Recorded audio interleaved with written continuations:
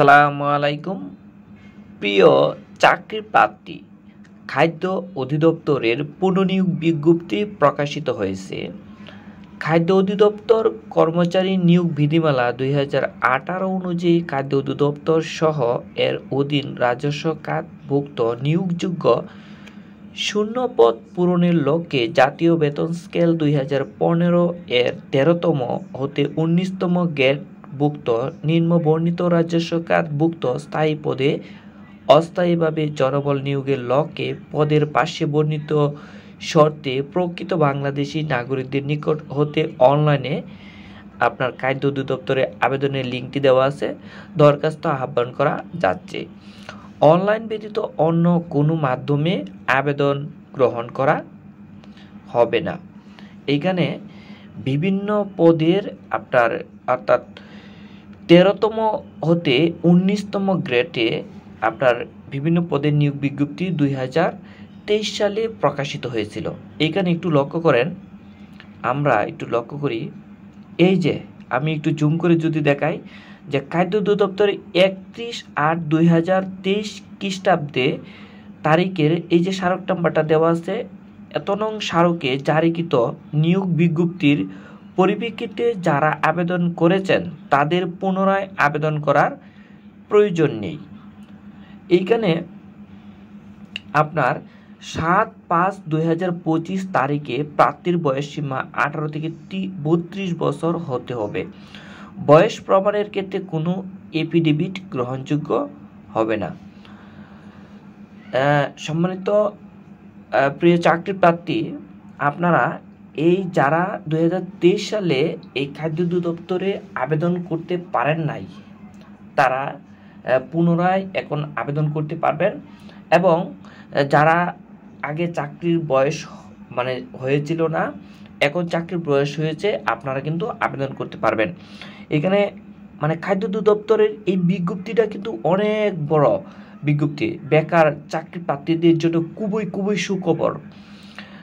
এখানে যে উপখাদ্য পরিদর্শকে পদ সংখ্যা 429 জন, ভাবা যা কত সংখ্যক লোক নিবে। উপখাদ্য পরিদর্শকে 429 জন নিবে। আমি বড় পোস্টগুলা পড়ি একটু। তারপরে এই যে সহকারী উপখাদ্য পরিদর্শক 317 জন নিবে।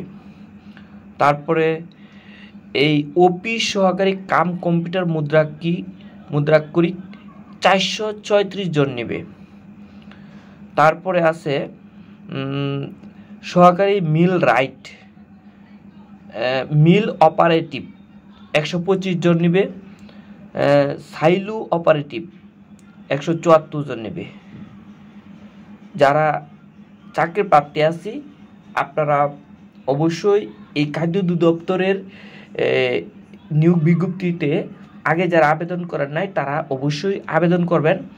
এবং এই খাদ্য অধিদপ্তরের পরীক্ষাগুলো কিন্তু বিভাগীয় শহরে অনুষ্ঠিত হয়।